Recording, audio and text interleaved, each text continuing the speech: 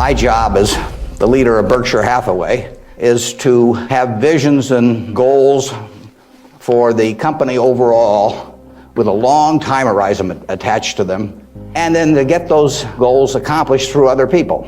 You know, that's what it's all about. I can't do it myself, so I have to know where I want us to get to. I have to see over the next mountain if possible, but then I have to get a lot of other people to look over that mountain with me and really do the job. I mean, they are the ones that get it accomplished. So it's getting things done through other people.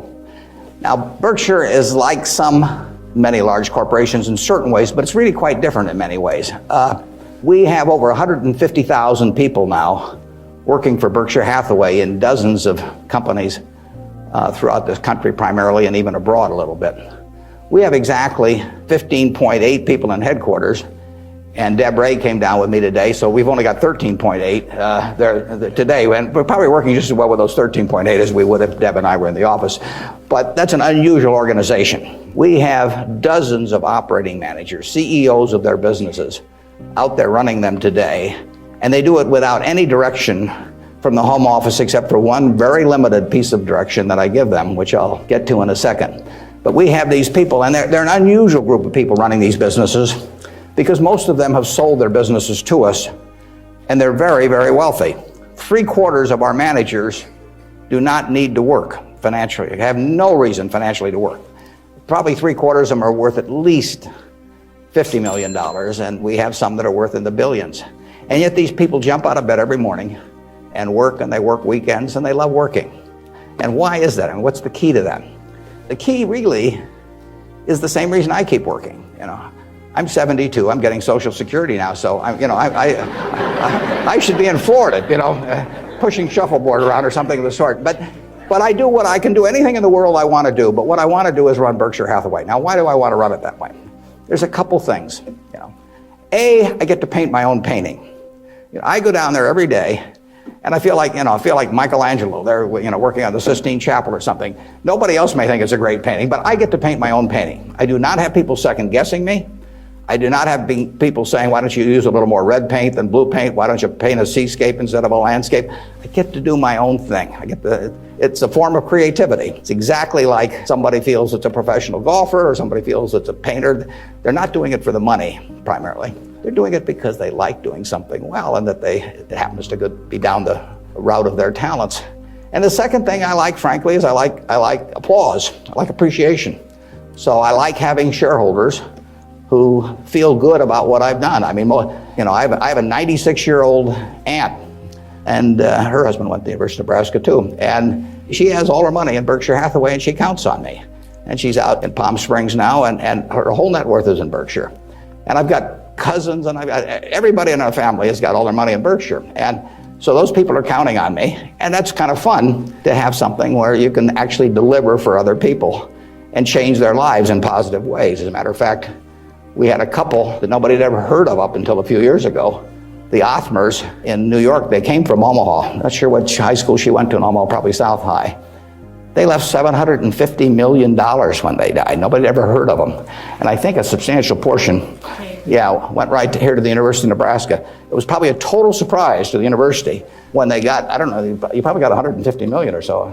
Yeah. Well, you should thank the Othmers, but nevertheless, you see the money, you see good things happening out of it. So it's fun. I mean, it beats playing golf every day or something of the sort.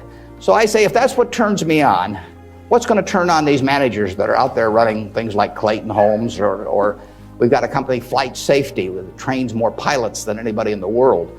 Flight Safety is run by an 85-year-old man, Al Yulshi. Al started the company with $10,000 in 1951. It now trains 4 or 5 times as many pilots as non-military pilots as anybody in the world.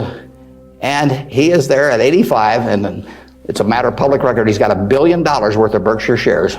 He works 7 days a week. He loves it.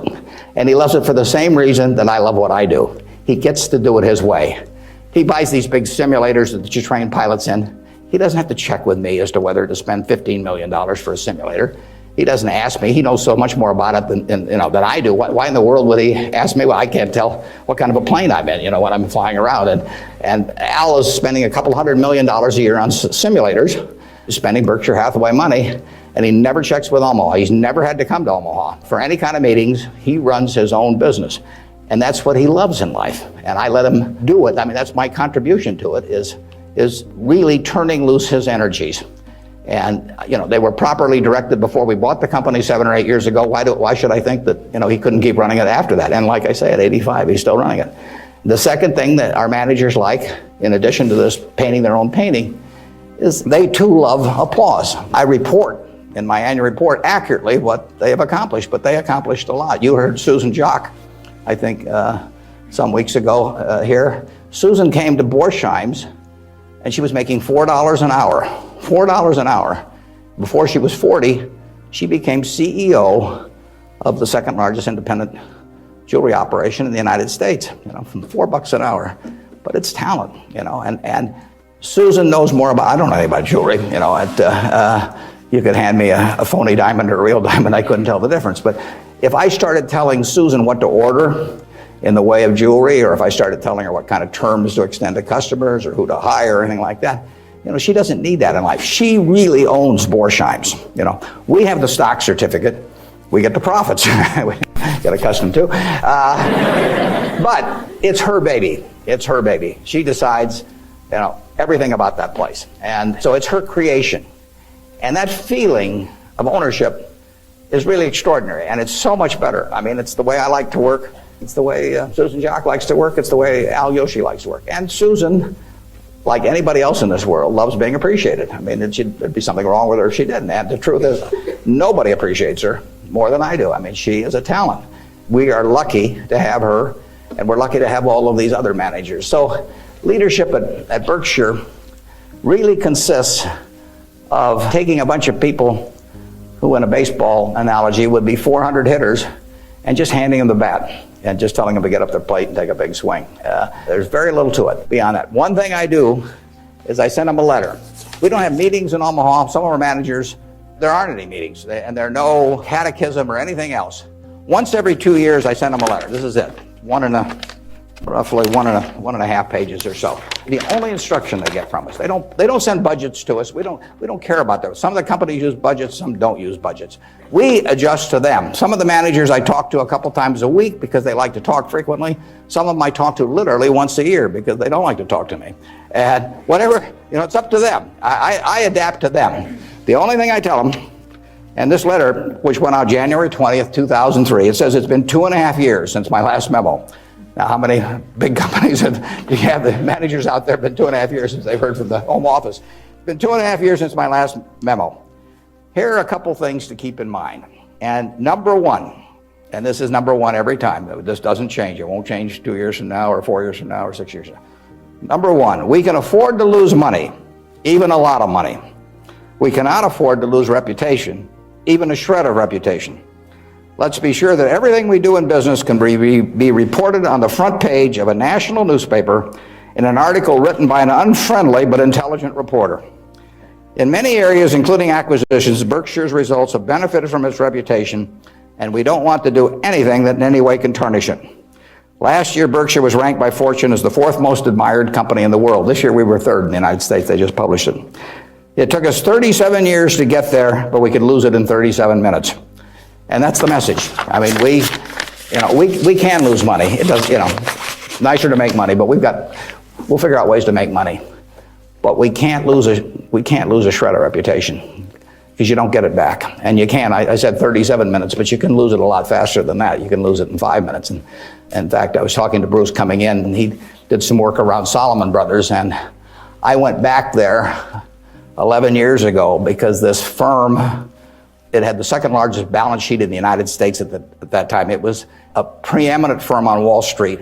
John Goodfriend, who ran it, had his picture on the front of Business Week as the king of Wall Street. And in late in April 1991, he made a fateful decision. It was reported to him that an employee down the line had flim-flammed the U.S. Treasury, had broken some rules, tried to play games with him. And John did not report that fact to the Treasury or to the Federal Reserve or to the SEC or to anybody else. He didn't do anything wrong himself, but he got behind the curve. He didn't report it. The president of the company, Tommy Strauss, didn't report it. If you saw that Katie Couric's show on Sunday night on the Central Park Jogger, Tom Strauss was on there, but Tom Strauss ended up losing he was president of Salomon Brothers. John was chairman, John Goodfriend. They didn't do anything. They dawdled. And after a few weeks, the same guy that had committed the terrible acts earlier, on May 15th, he did the same thing again at a treasury auction. And now they were in this terrible pickle because they'd known about this on about April 28th, that this guy was a bad actor, and they hadn't done anything. And now on May 15th, he does the same thing again. And now if they go, they start feeling if they go and talk about it, the people will say, well, why weren't you in here before? So they just kept trying to shove it out of their mind and do other things. And it came within inches of destroying the firm. It destroyed their careers. I mean, John Goodfriend had spent 30 years in Wall Street and had a fine reputation.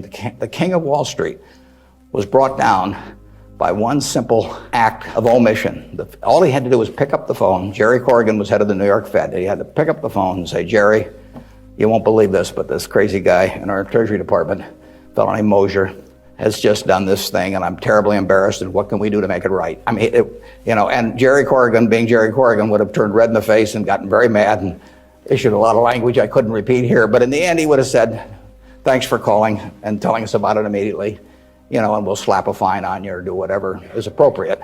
And the next day, the firm would have gone on fine. But John Goodfriend, actually, a perfectly okay guy, but he didn't act when it counted. And Tommy Strauss, who was number 2, the same way.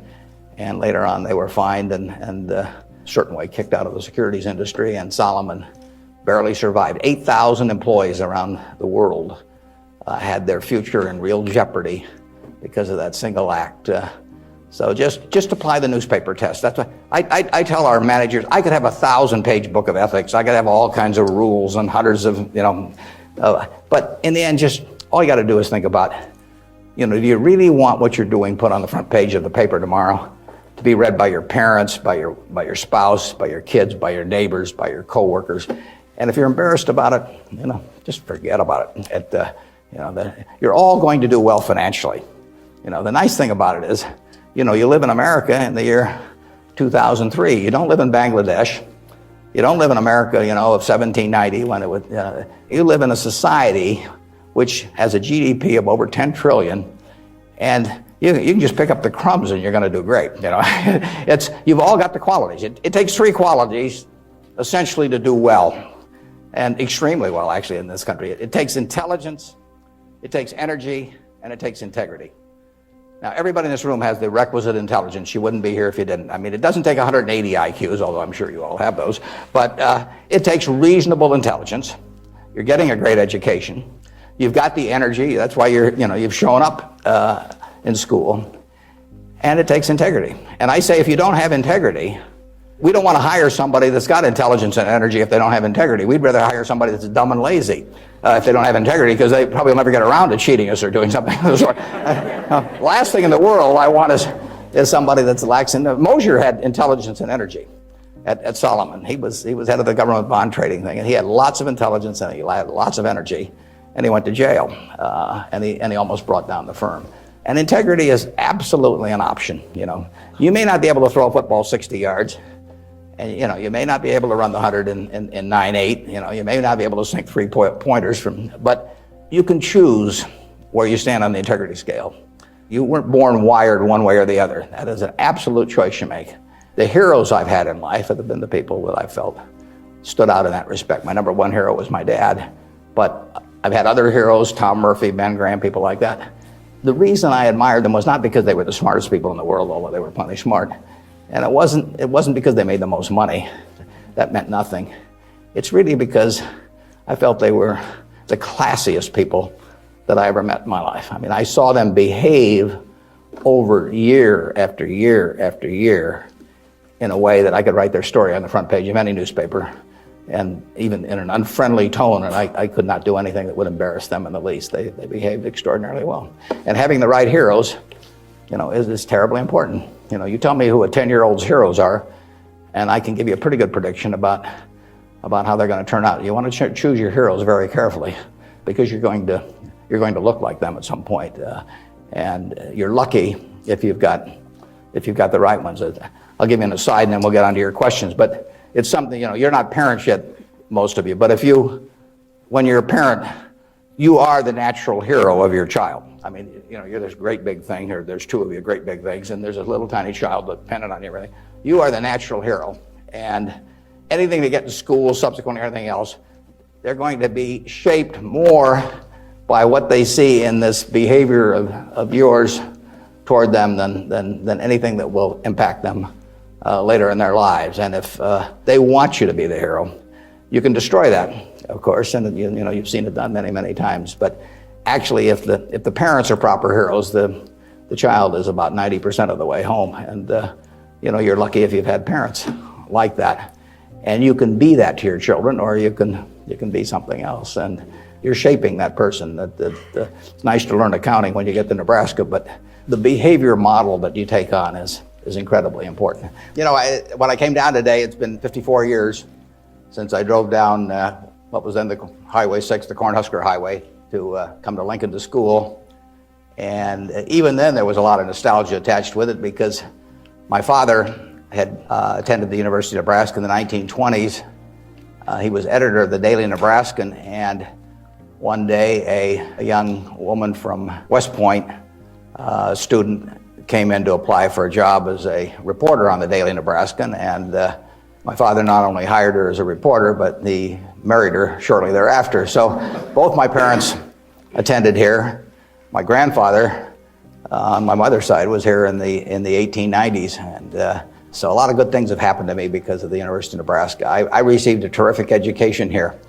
I was telling the dean the most valuable thing I learned here, but I learned a lot, but the most valuable was accounting, and we had a wonderful professor named Ray Dean. There may even be something named for him down here, isn't there? Yeah, he was, I'd been to the Wharton School. I went to Columbia Graduate School subsequently, and I took a lot of accounting courses, but by far the best instruction I received in accounting came from Ray Dean, and there's nothing more important.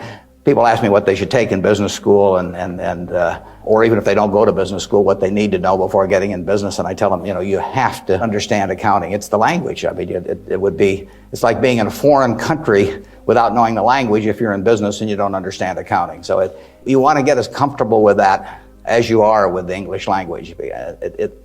It's made me a lot of money, because I listened to what Ray Dean had to say 53 or 4 years ago, and have been able to understand what I was seeing on pieces of paper, what that told me about businesses, and the limitations of what it told me about businesses. But that's the way we invest. Yesterday I was in Knoxville, Tennessee, and we bought a company.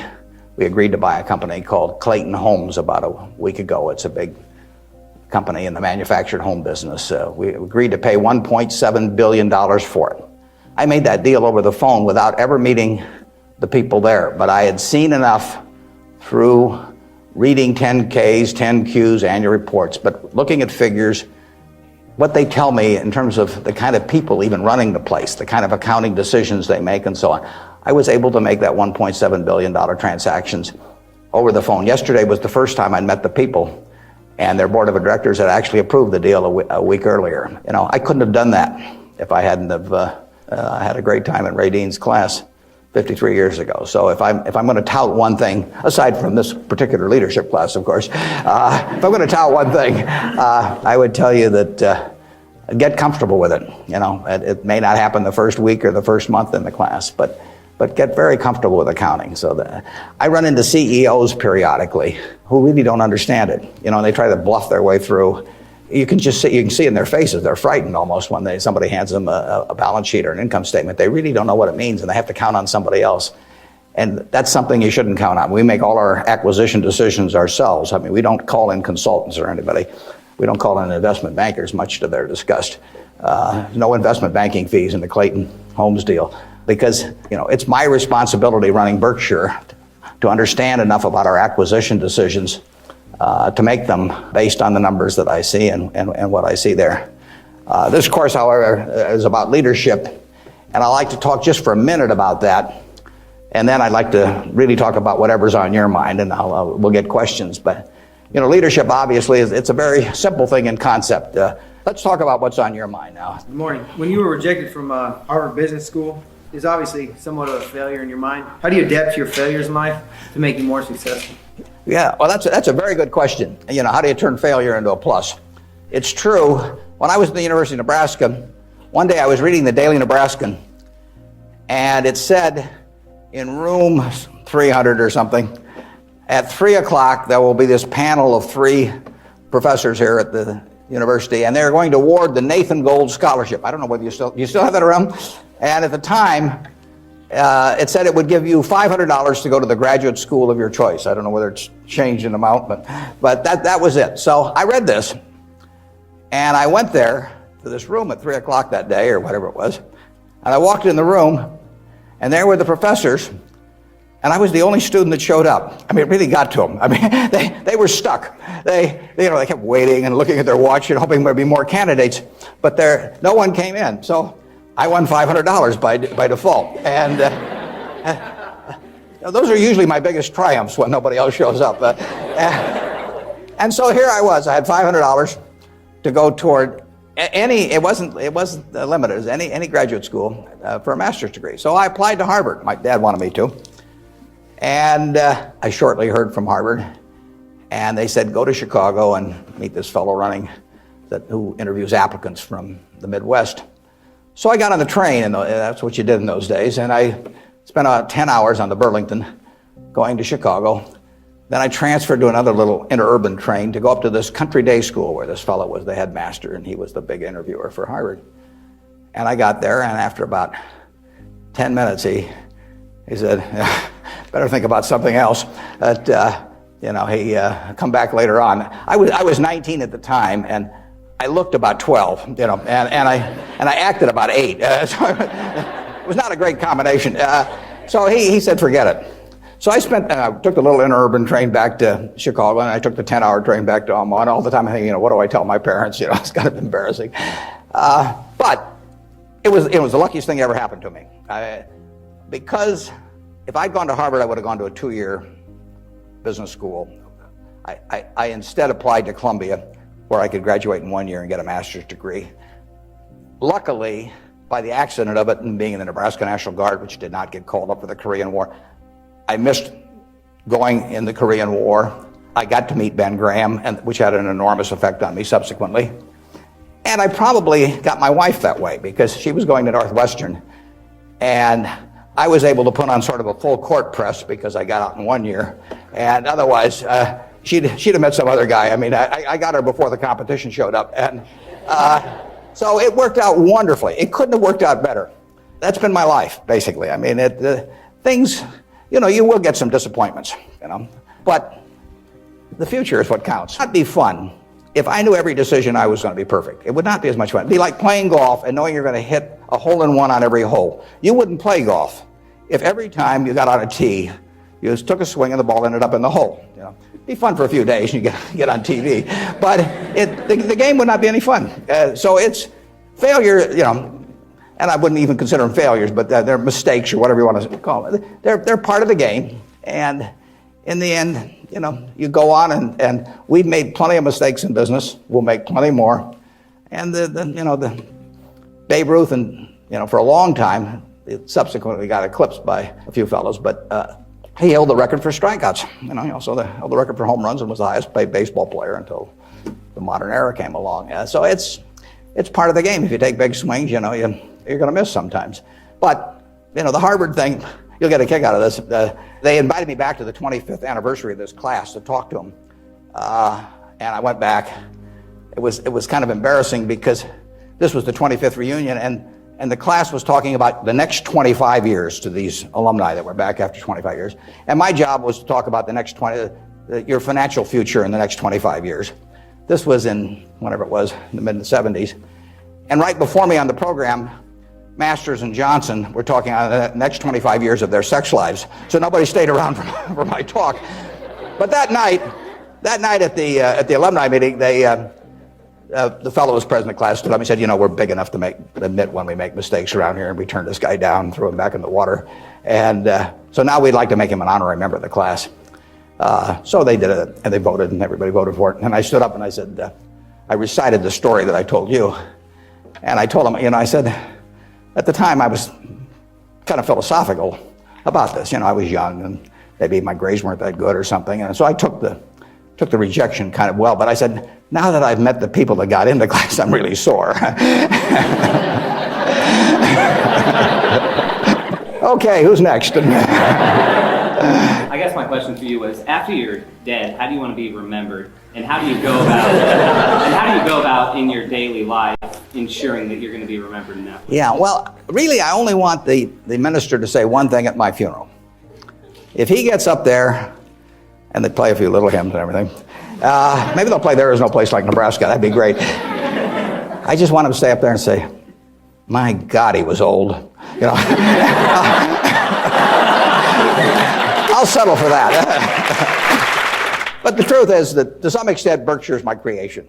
So I would like, to the extent that people regard that well, that's what counts. I mean, that's my painting. And I hope that people look at, I've been running it out for almost 38 years, just about 38 years exactly. And that means I only got another 30 or 40 to go. And I hope that we have done some things differently than other corporations. We've operated on a different model.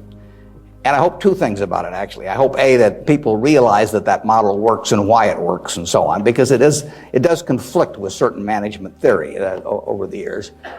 And secondly, the important thing is that it lasts well beyond me.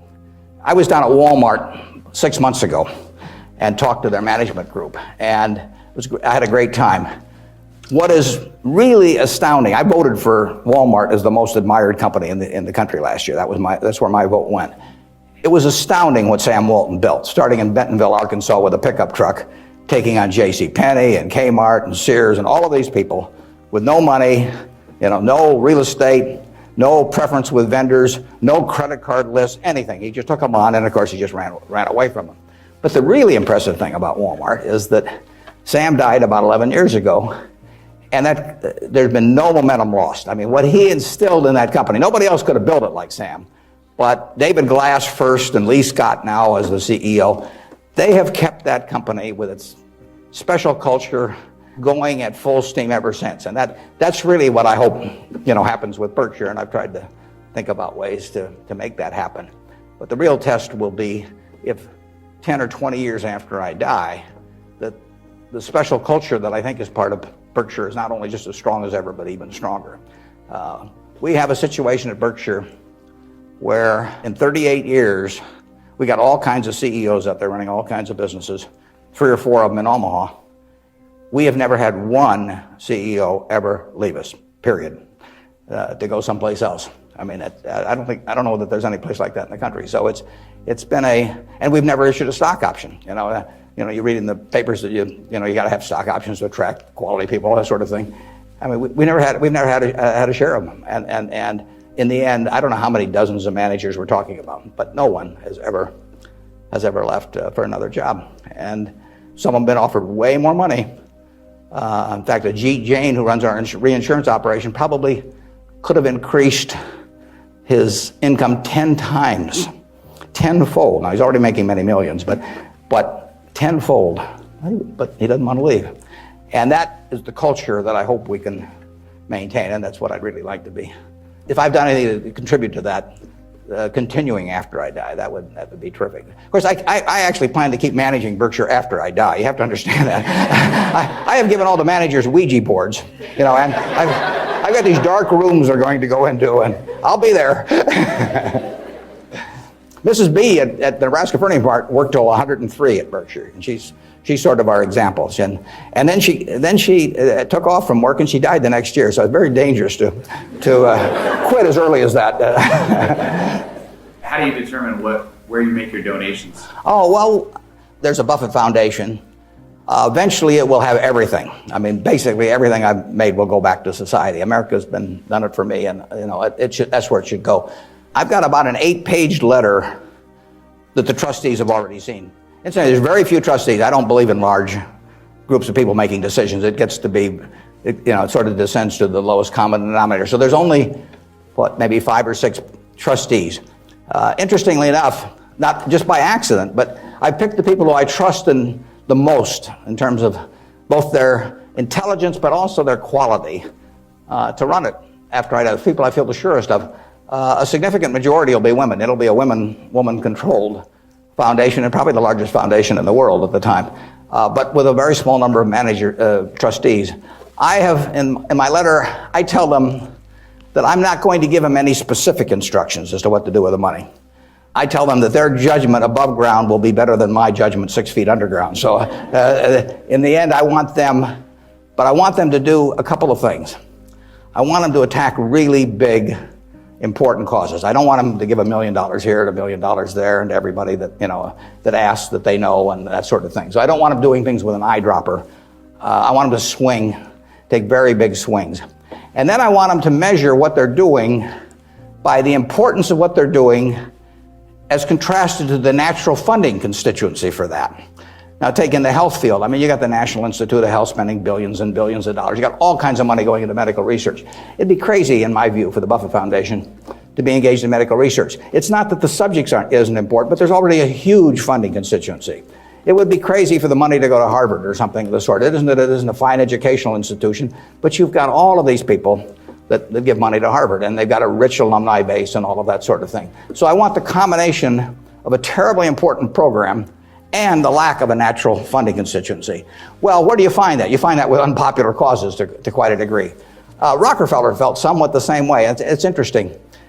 He was the first major patron of any sort of black colleges in the United States. Now, if you think about it, black colleges had no funding constituency. I mean, their alumni didn't have any money, basically, if you go back 75 or 100 years. So there wasn't any money coming in. People didn't build great businesses and then leave tens or hundreds of millions of dollars to the institution. And it was self-perpetuating.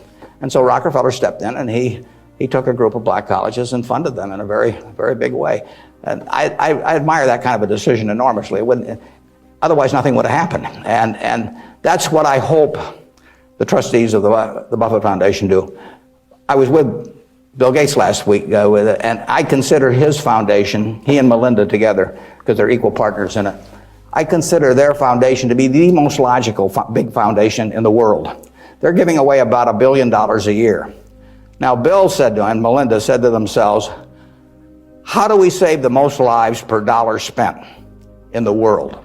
And they decided that in certain major medical areas, that what was being done abroad in many countries was zilch in terms of these things that were easily preventable by vaccines or various other things. And they decided they could save huge numbers of lives per $1 billion spent.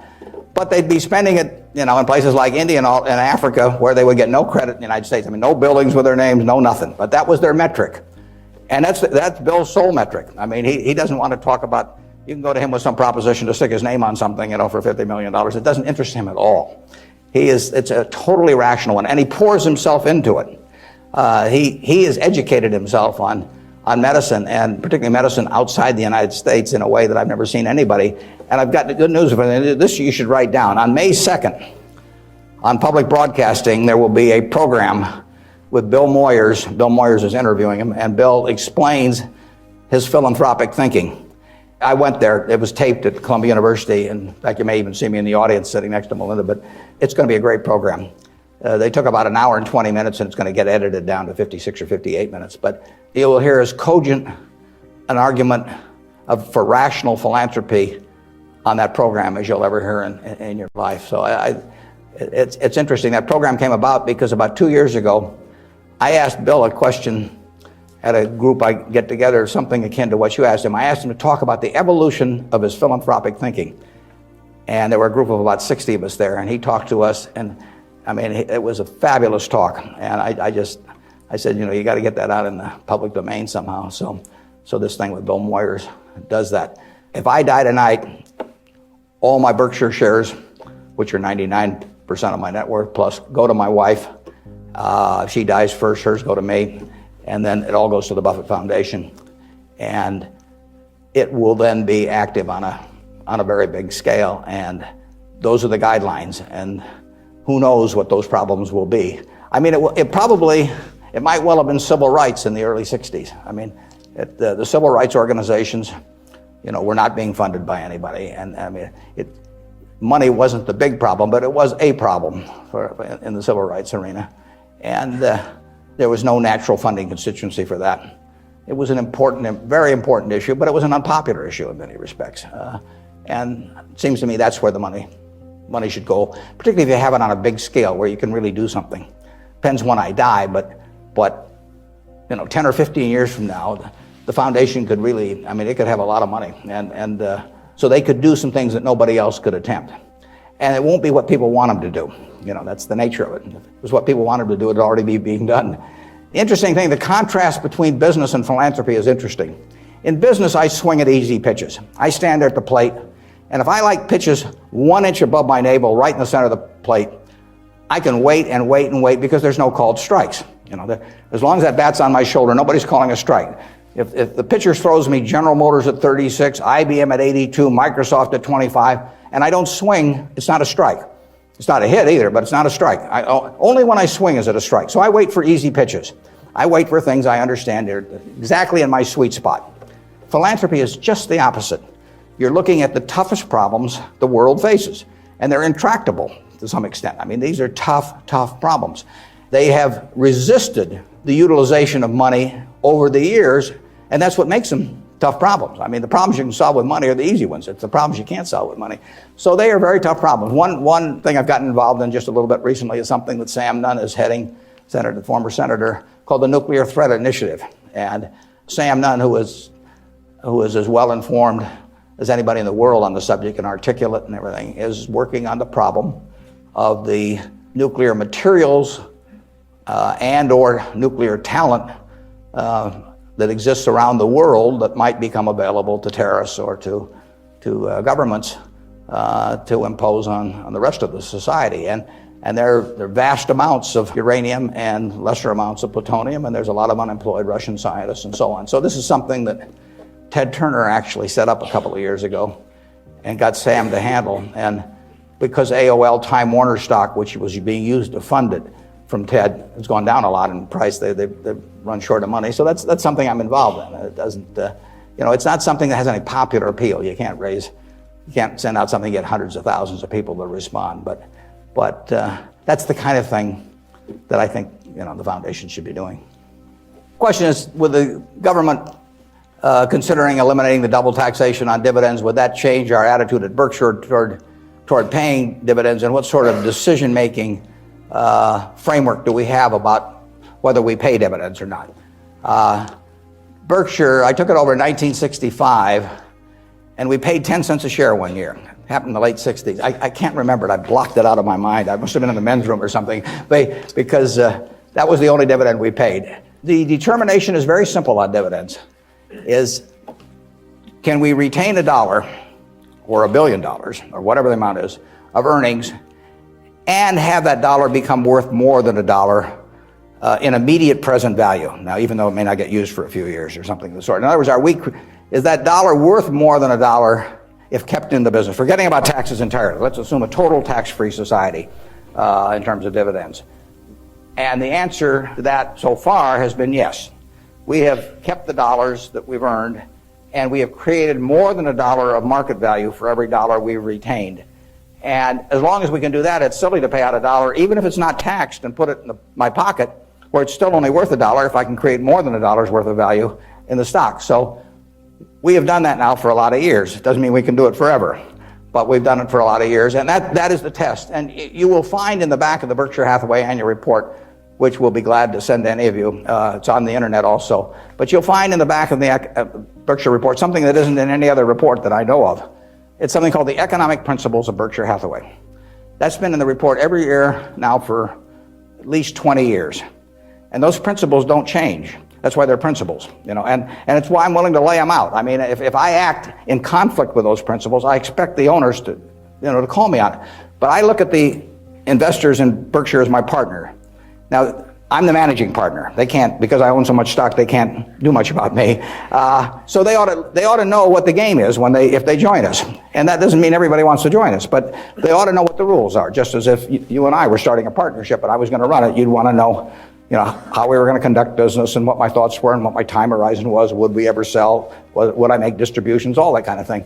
So those principles cover this point you raised. I don't forget whether it's the third or fourth one or something like that, but it's explained there, and I want people to I want our owners to understand it. I mean, I look at every owner when I write my annual letter to shareholders, which takes me an ungodly amount of time. I mean, it's miserable, but nevertheless, it's important because it is the one time a year I'm talking to my partners. And when I started out, I actually mentally put Dear Doris and Bertie, because those are my sisters, and they have all their money in Berkshire. They're smart, but they're not financial types. I mean, they're not spending their time on that. And I essentially want to be talking to them as bright people who don't know a lot of financial jargon necessarily, but they're interested enough that they'll read a lot because they got all their money in it. So I don't have to worry about keeping it short or anything like that. If I'm talking about their money, I've probably got their interest. And I take that off at the very end, and then I take off Dear Doris and Bertie, and I put to the shareholders of Berkshire. But I want to tell them exactly what they're in. I want it to be just as if our roles were reversed. That's always the test. If Doris and Bertie were running the place, and I was living in Carmel, California, like Bertie is, what would I want to hear from them, the managers? And one of the things I'd want to hear is just exactly the question that you asked. What is your attitude about distributing money from the company? Because I get to make that decision along with the board of directors, and they don't. And some managements withhold money that really belongs to their owners because they like building a kingdom. Some of them, do it out of fear or anything like that. I think I'm doing it for a rational reason, and I want to explain that reason, but I tell them how to test me on that too, because I think I should be tested. And it's a very important relationship that really has deteriorated over the years, in my view, between management and owners. I mean, you've seen in the last 10 years a slippage, in my view, of the behavior of American CEOs. I mean, obviously all kinds of exceptions, but it's very interesting because they're not crooks or anything, most of them. There's a few, and they've gotten a lot of publicity lately. But nevertheless, they have behaved as most humans do. They've sort of picked up the behavior of those around them. That's why it pays to hang out with people better than you are. I mean, if you hang out with people better than you are, you'll become better yourself. Everybody behaves better that's around my wife. I mean, even including me, starting from a low base. But she just has that effect on people, and other people pull you down. I mean, when I was in the National Guard and we would go to camp, in about an hour I was reading comic books. Pretty soon everybody's reading comic books. And the language, every other word becomes some form of profanity. Everything you just sink. Well, what happened to American CEOs in the 90s is that the behavior, the situational ethics, sort of caused behavioral norms to sink. I say it's a little like how Mae West described her career. She said, "I was Snow White, but I drifted." And American management drifted to quite a degree during that period. I think it's very important, what that relationship is. People have given you their money at Berkshire Hathaway or any other company, and I'm a trustee for them, in effect. And then the question is, they ought to, since I control the place, they ought to know the yardsticks. So if you do go to our website, go to the back of the report, and there's something that says economic principles, and we try to discuss everything that's important. And I tell them I'm going to put them in there every year so that they can hold me accountable. Yeah, and the question is about the personal qualities we look for in the executives we place at our various companies. The first thing is we don't usually place them. I mean, they come with them. We don't have anybody to place. So I have the problem occasionally, if somebody dies or to replace a CEO, but most of our CEOs came with the deal. Clayton Homes, which we're buying, comes with Kevin Clayton running it. We will put no one in there. He will run the place just as before. But in terms of the personal quality, when a seller comes to me with a business, whether it's Clayton or any of the others, Ike Friedman at Borsheim's, Mrs. B at Nebraska Furniture Mart, when they come to me, the first question I have to ask myself, because I'm counting on them to run the place, I have to decide, do they love the money or do they love the business? Now, there's nothing wrong with liking the money. I mean, they all like money, but they've got to love the business. They got to have a passion for it. Because if I give them a whole bunch of money and they love the money and they don't love the business, no matter what they tell me, 6 months from now they'll be gone. I mean, they'll just all of a sudden say, "Why am I getting up at 7 in the morning just so I can send a lot of money to Omaha?" I mean, it won't work. So they have to love the business. I mean, I want people with a passion for the business. I used to say that I had a one-line employment form, one-question employment form. The question was, "Are you a fanatic?" If you answered yes, you got the job. Because I want somebody who's fanatic about their business. I mean, you want people that love teaching if you're in a classroom. If they don't have the passion for it, it doesn't work very well. So now, if they've got the passion, and our managers do, but not everybody would. The financial operators don't. We've never bought a business from an LBO operator or financial operator because they don't give a damn. I mean, all they want to do is make sure your check clears, and they're gone. And it isn't going to work if we try to buy from them. So we buy from these people who love their businesses. And really, my job is just to make sure that I don't mess it up and create conditions that cause them to quit loving it for some reason, because they come in loving it. Only I can mess it up. And they care about being treated fairly on compensation, but they don't measure it against everybody else. They don't have a lawyer they're negotiating with me. I mean, I don't have a compensation arrangement with any of these managers that can't be put in one paragraph. And then I go to other companies where they have a lawyer come in and there's 80 pages, and it tells what's happened, how much they get paid in severance if they end up going to jail. I won't deal with somebody that thinks that way. And that's fine. There's a self-selection process in terms of who comes to us. There's this invisible filter out there that causes the Claytons of the world, the Al Yoshis of the world, the Ike Friedmans of the world, the Mrs. B's of the world to come to us. When I made the deal with Mrs. B in 1983, Mrs. B had another offer from somebody else that was somewhat higher, and she just said, I don't care. She only owned 20% of the company. She had 4 children, they each owned 20%. She told them, I'm selling to Mr. Buffett. She always called me Mr. Buffett up till when she was 104. In fact, when I'd walk in the store, she'd say, here comes my new young boyfriend, which I don't get that a lot of places, I can tell you. She built this thing. She came over here in 1921 or 2. She landed in Seattle with a tag around her neck. She couldn't speak a word of English. Said Fort Dodge, Iowa. She couldn't communicate. She just had the tag. The American Red Cross got her out to Fort Dodge. And for 2 years, she got no place because nobody spoke Russian, or Yiddish actually. And so she moved to Omaha just to be around some other Russian Jews who she could at least talk to.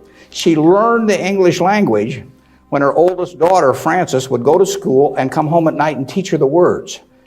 And she started out and she started sending $50 at a time over to Russia to bring her siblings. She had 7 siblings, and her mother and father to get them over here. After 16 years, she brought all the family over. She'd saved $500 in 16 years, peddling used clothing, whatever. And she started in Nebraska Furniture Mart with that $500. And it's now the largest home furnishings complex in the world. And it all came from the $500 and a very, special woman. And can you imagine building something like that and selling it, to some financial operator who's going to resell it, and try and go public with it a couple of years later? And it meant something to her. She wanted it to continue like it has continued. Those are the kind of people we want to attract. It isn't so much me selecting them, it's them selecting Berkshire. I mean, that's the key. And frankly, we've gotten to that position in this country where the people that do care about their businesses, good-sized businesses, there's no second choice besides Berkshire. We get them. They come to us. We had a woman, Doris Christopher, come to us last year. Doris Christopher, in 1980, had 2 little girls, lived in Chicago, lived in a probably $20,000 house, and she and her husband both worked. She's looking for something to do to make a little extra money. She thought about catering and decided that would take her away from the kids too much. So she decided that what she knew best, though, was she'd been a home ec teacher. She knew cooking, and she knew the kitchen and what was useful to people. So she borrowed $3,000 on her life insurance policy. That's all she had. She went down to the merchandise mart in Chicago and said, what's the least amount of this utensil or that utensil a manufacturer would sell, usually a dozen. And she took them home, and then she got the idea that she would hold these parties, essentially, in people's homes. And so she arranged with a woman in suburban Chicago to hold the first party. She almost turned back. She started driving there, and she thought, oh, they'll laugh at me, and I'll knock the stuff over, and they won't buy. What you do. She was very unsure of herself. But she went there. She sold, I think, $175 worth of goods that night. She sold me her business last year. That business made $140 million pre-tax from this $3,000 investment.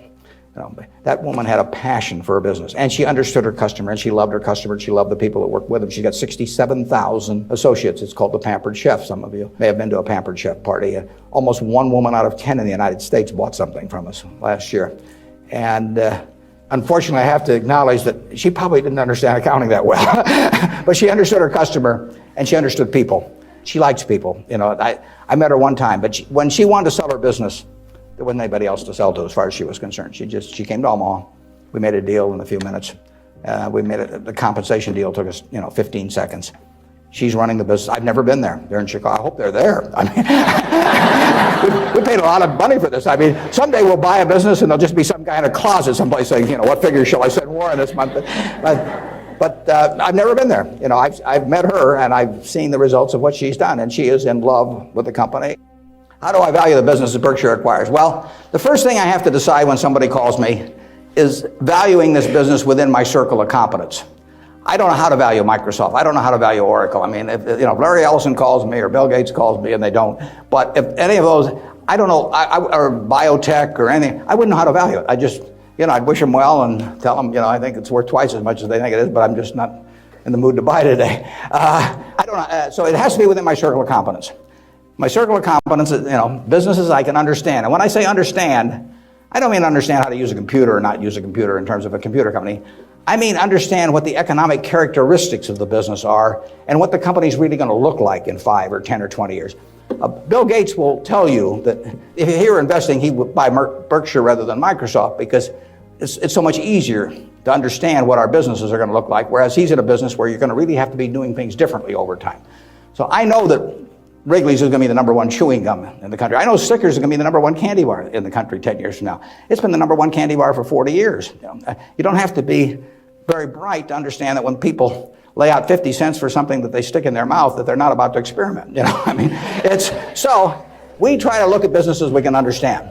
Now, I got a call a year and a half ago from a fellow, I never heard of him, in Denver. His name was Craig Ponzio. Craig called me up and never heard of him. And he said, I've got a business that's your kind of business. I want to sell it. Here's the reasons.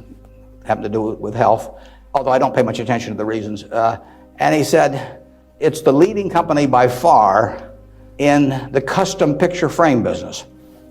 And he said, let me tell you why it has what I call durable competitive advantage. That's what I call a durable competitive advantage. He said, let me tell you why it has it.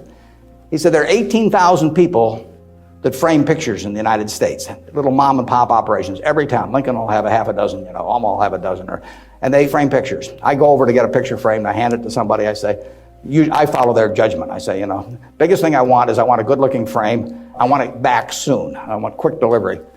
Well, with 18,000 people in that business and a zillion kinds of picture frames, nobody can carry a big inventory because they don't do that much business. I mean, it's not Walmart or something of the sort. Craig Ponzio graduated from a little school up in Wisconsin, went to work in a tiny little firm that made these things. 5 or 6 years later, bought the place when it was doing $3 million a year. It now does $300 million a year, and it totally dominates the wooden custom frame business. Why does it dominate it? It dominates it because it calls on these 18,000 people. It has a sales force calling on them 6 or 8 times a year, and it has 22 plants around the country that can get the frame that the custom framer orders 85% of the time. If they order it by 5 o'clock today, they'll have it by 3 o'clock tomorrow afternoon. Now, think of that coverage. That's what the customer wants. They don't care whether they pay $83 or $88 to get the thing framed. You've got something you want done, and you want it done fast. And that little custom framer, those 18,000 people, they want happy customers. And that means speed of delivery and certainty and all of that. You couldn't build a distribution system to compete with us. I mean, just think of trying to build a distribution system starting from scratch that would take that business away from us. It can't be done. Well, Craig explained that to me in about 15 minutes. I'd never thought about the custom frame business, but I've framed pictures or had people frame them for me, and I understood the power of that. That was a Monday. I said, I think we can make a deal. So he came on Wednesday. He came at 9 o'clock and he left at 10 o'clock. We've had a deal. I've never seen him since. He got the money promptly thereafter. He wasn't going to come to the annual meeting last year, but his wife was sick. He'll probably come this year. He's a good guy. And no one can knock us off in that business. Every time I buy a business, I say to myself, if I had $1 billion and I wanted to go in and compete with these guys, could I knock them off? If you gave me $1 billion and you told me to dislodge Snickers as the number one candy bar in the country, I don't know how to do it. If you tell me I got $1 billion and I got to make it, or $5 billion, and I got to make it so that Wrigley's, Spearmint, Double Mint, Juicy Fruit, all of those get knocked off the top selling gum list, I can't do it. Now, if you give me $1 billion and tell me to knock off all the ladies' apparel shops in Lincoln, I'll make mincemeat of them very fast. I mean, I have a very good business myself, but I can destroy them. And the real test is, can some idiot with a lot of money destroy the business you've got if he decides to compete with you? And we try to buy businesses where no matter who comes along, they've got this durable competitive advantage. Those are the three words that count. And you can make that. You may be able to make that decision about companies that I can't make that decision about. They have to be pretty simple for me. But we buy things that, we have Fruit of the Loom underwear. Are people going to quit wearing underwear? Well, who knows? But we sell 44% of all the men's and boys' underwear that goes through Walmart and all of the mass merchandising chains. We got the lowest costs around. Fruit of the Loom is a name that's been around since 1850 or 60. If you can buy 3 pairs of shorts from us, or 6 pairs or whatever it is, for $5.50 and nobody's going to sell them cheaper, why are you going to buy anything else? So we'll own that unless we mess it up some way. We've got a very potent advertising slogan there. We cover the asses of the masses. That's sort of gets to it, doesn't it? Yeah, up there. Okay, yeah, the question is, since I say 1 or 2 years doesn't make much difference in business, but longer term does, how do I apply that in my life? Well, I could probably give you some terribly philosophical answer on it, but the truth is I get up every day and just do what I love doing. And I want people around me to have good experiences, but the truth is I don't spend most of my time thinking about that. I mean, I spend most of my time thinking about what can I do to keep Berkshire going the way it has gone. But I will tell you how to apply that, and it works reasonably well, I think, at Berkshire, because we get this self-selection of people that join in. I mean, we have created a working environment where in 38 years nobody's left that runs it. So I do feel good about that, obviously. I feel good about the results of the investors and, the Othmers and those people. I mean, actually, I think a fellow may write a book about what's happened with all the money that all these different people have made in Berkshire. But I'll tell you the test on that, and it's a terrific question. When you get to my age, you will not measure how well you've done by how much money you've got. I guarantee you that. You'll all do fine on money anyway. I mean, think about it. 7 hours a day, you're in a bed. You got exactly the same mattress I've got. If you don't, we'll sell it to you at the Furniture Mart. We're on a parity. I can't outdo you, in terms of my sleeping enjoyment. You can match it by buying this mattress, which we'll give you a special price on. Just mention my name. We eat at the same places, We eat at Dairy Queen, particularly if you're in my position because we own it. But we eat at McDonald's and Burger King, and when I leave here, I'll stop by a fast food place on the way. So our eating experiences are the same. We travel the same. I mean, I had a 10-year-old car up till about a year ago, and it just doesn't make any difference to me. And they all work. We live in a place that's warm in the winter and it's cool in the summer, and we watch the Super Bowl on big screen TV. You do it, I do it. We dress more or less the same. I mean, I pay more for my clothes, but they look cheap when I put them on. So we're really on a parity. Yeah. So the money isn't going to be that big a deal. Everybody in this country is going to, with the intelligence this group has and the energy you have, you're going to do well. So what's the difference? What really counts? Well, I would say that you will measure. Health is enormously important, and that's a matter of a fair amount of luck. I mean, I'm not shortchanging it. I'm just saying you can't do too much about that. But you will measure your success in life by how many, and extent, whether it's the people you want at 70 or whatever the age may be, you'll measure it by how many of them really love you, in the end. You can't buy love. I mean, it doesn't work. You can buy sex, you can buy testimonial dinners, you can buy your name on buildings, you can do all kinds of things. But love is to be lovable. It's kind of irritating, actually. If you got a lot of money, it'd be more fun to just write out a check for $1 million. So everybody, from now on loves me. But it doesn't work that way. And in fact, the only way is to be lovable. And I've got this friend who came out of Auschwitz and had at least one member of the family die there. What is it now? 60 years later, she still, when she looks at people, it's a Polish Jew, the question she asks herself in determining who she really trusts as friends, the one question in her mind is, would they hide me? Now, when you get to be 70, if you've got a lot of people that would hide you, you've had a successful life. I know people who have a tremendous amount of money, no one would hide. Their own kids wouldn't hide them. I mean, they really wouldn't. I mean, their business associates wouldn't, or anybody else. If it really came down to it, they don't have anybody's respect. They've got their attention maybe with money or something of the sort, but nobody loves them. My friend Tom Murphy at Campus Cities TV, I mean, dozens of people would hide Murph, All kinds of people would hide my wife, Ben Graham, a lot of people would hide. My dad would have had a number. And then, like I say, that I can tell you people that, everybody may pay homage to him, and The kids may put up with them and hope they don't change their will or something, but the truth is that nobody would hide them. And if you've got a lot of people that would hide you when you get to be 70, you will have had a very successful life. The truth is the main goal I've had has been at Berkshire. I mean, it might be more admirable to say that I was feeding the poor or something someplace in India, but it isn't true. I mean, it's been the focus of my life most of the time. The money will be, I think, used for very good purposes later on. I don't use any real amount of it myself, but actually somebody else is going to do most of that, and I've picked good people to do it. I've got 3 kids of which I'm enormously proud, and they like each other. They get, they do things together. They work, the family unit works extremely well, but my wife gets 99.9% of the credit for that. I mean, if you didn't turn out well under her, there's something really wrong with you. And it's a life that's a lot of fun, but I do what I enjoy doing. I play lots of bridge on the internet because I like to do that more than anything else. I used to do way more reading. I do a lot of reading, but I used to just read all the time.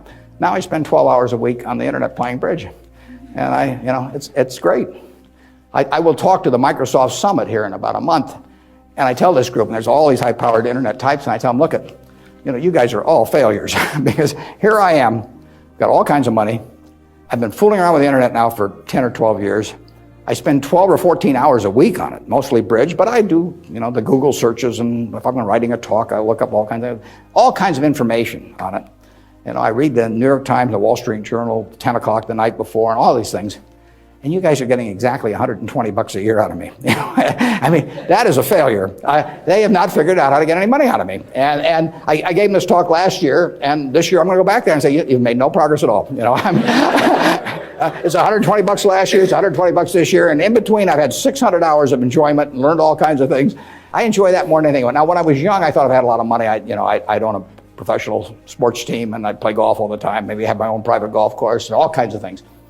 Just doesn't mean anything to me.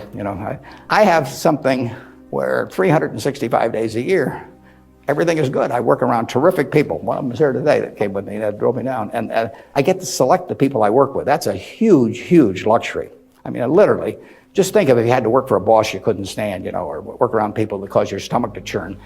It just would, it'd be miserable. So the ultimate luxury really is doing something every day that you love doing with people that you love doing it with. And I've got that by accident to some extent. I say if you take on a job just to make a lot of money and it causes your stomach to churn, and you go home at night and kick the dog and all that sort of thing, that's a little bit like marrying for money.